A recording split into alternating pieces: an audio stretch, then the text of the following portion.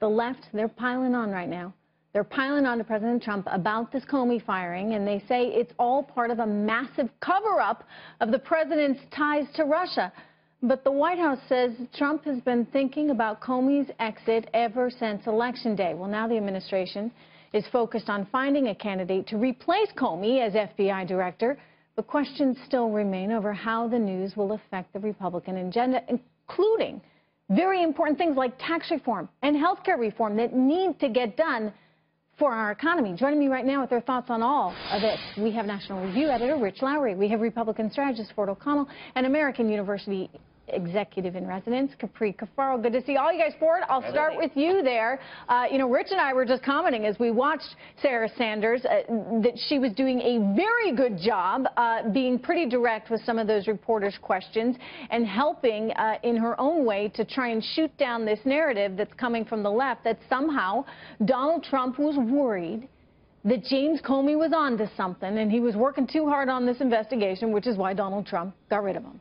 Well, look, Donald Trump can get rid of him, and I think Sarah did a great job. And she said, hey, if you want to pinpoint one thing in the erosion of confidence over time from James Comey, look at his testimony on May 3rd, which was last Wednesday, where he basically says he's Judge Dredd, the movie character, and he is the law, and he's going to play by his own rules with respect to the Clinton email investigation. Let's be honest. If you're the President of the United States, you do not want a hot-dogging FBI director going forward, particularly with the Stones and the way that the Democrats are trying to use Russia as a political football. Might I also add, Trish, what was interesting was acting FBI Director Andrew McCabe basically said when it came to the Russia investigation, he had adequate resources and the administration had not been an impediment to moving forward. So the Democrats once again are barking up a fake tree. Yeah, well, McCabe also said, actually we can run the sound for you right here, that basically, they weren't asking at all for any of these resources. That was the New York Times story, of course, that was put out yesterday afternoon. Do we have the sound? Yep, we're going to run it. Here we go. I'm not aware of that request, and it's not consistent with my understanding of how we request additional resources.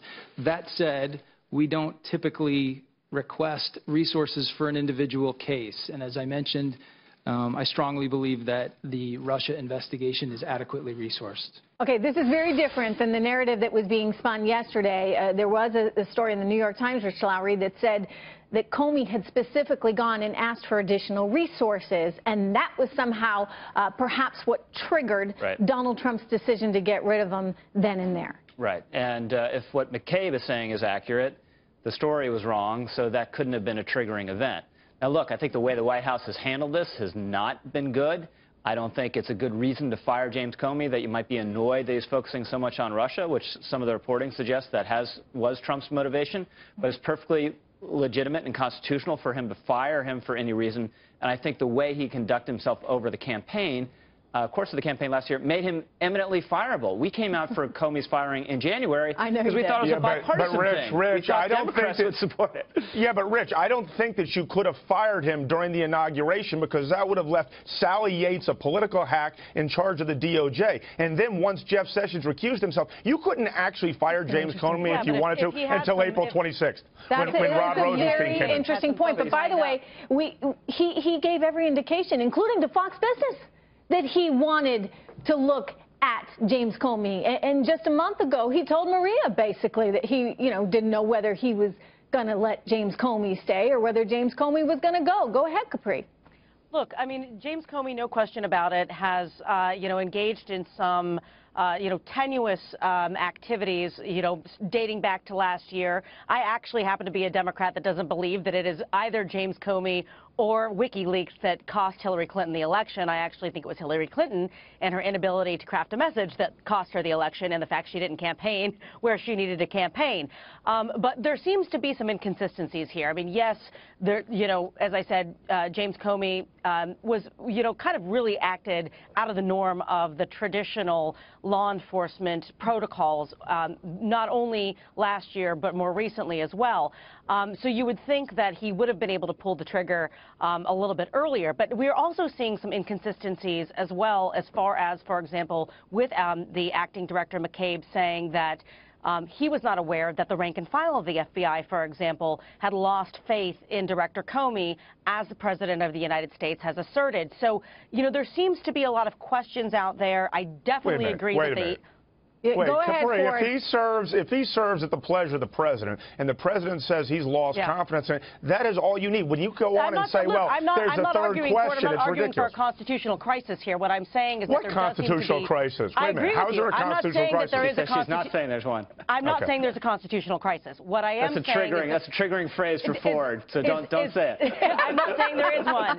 I'm not arguing there's a constitutional crisis. What I am saying is that there seems to be inconsistencies between what the acting director McCabe said as far as, you know, the rank and file losing faith within, you know, with Director Comey. So you're saying, McCabe is saying, you know, the rank and file still respected him. The president's saying they're not. But how is that such a problem? That causes you to somehow doubt what he's saying about the additional resources?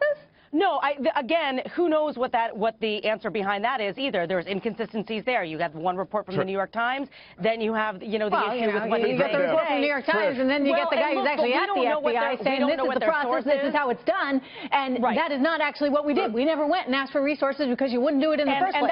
And that very well may be the case. But I think that no matter what, there are two separate issues. One is the issue of Comey firing and the conspiracy theories around it. The other, frankly, has to do with the two investigations. Can you believe Russia how we're trafficking in conspiracy theories? I mean, I hate that. And that's what I hate about this whole story, because it's a sad day when you get conspiracy theories dominating the news front. Rich, Ford, Capri, thank you.